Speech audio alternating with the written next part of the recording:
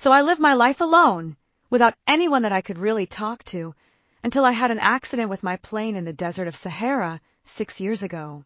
Something was broken in my engine, and as I had with me neither a mechanic nor any passengers, I set myself to attempt the difficult repairs all alone. It was a question of life or death for me. I had scarcely enough drinking water to last a week. The first night, then, I went to sleep on the sand, 1,000 miles from any human habitation. I was more isolated than a shipwrecked sailor on a raft in the middle of the ocean. Thus you can imagine my amazement, at sunrise, when I was awakened by an odd little voice. It said, "What? Draw me a sheep." I jumped to my feet, completely thunderstruck. I blinked my eyes hard. I looked carefully all around me, and I saw a most extraordinary small person who stood there examining me with great seriousness. Here you may see the best portrait that, later, I was able to make of him.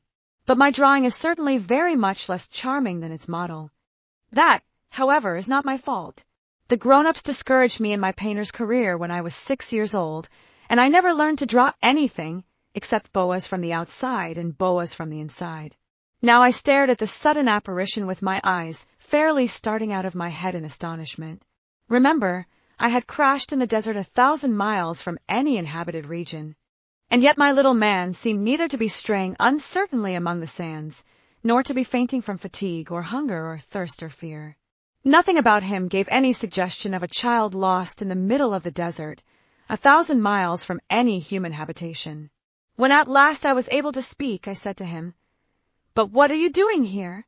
And in answer he repeated, very slowly, as if he were speaking of a matter of great consequence, "If you please draw me a sheep."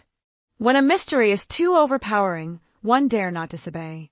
Absurd as it might seem to me, 1,000 miles from any human habitation and in danger of death, I took out of my pocket a sheet of paper and my fountain pen. But then I remembered how my studies had been concentrated on geography, history, arithmetic and grammar, and I told the little chap, a little crossly, too, that I did not know how to draw. He answered me, "That doesn't matter.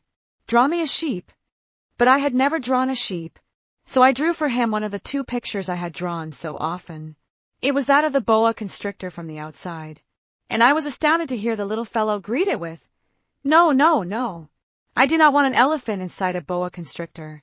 A boa constrictor is a very dangerous creature, and an elephant is very cumbersome. Where I live, everything is very small. What I need is a sheep. Draw me a sheep." So then I made a drawing.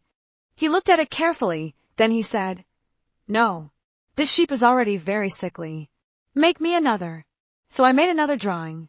My friend smiled gently and indulgently.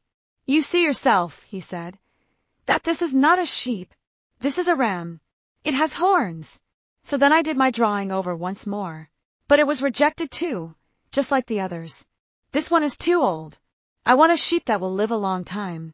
By this time my patience was exhausted, because I was in a hurry to start taking my engine apart. So I tossed off this drawing, and I threw out an explanation with it. "This is only his box. The sheep you asked for is inside." I was very surprised to see a light break over the face of my young judge. "That is exactly the way I wanted it. Do you think that this sheep will have to have a great deal of grass?" "Why?" "Because where I live everything is very small." "There will surely be enough grass for him," I said. "It is a very small sheep that I have given you." He bent his head over the drawing. "Not so small that look. He has gone to sleep." And that is how I made the acquaintance of the little prince.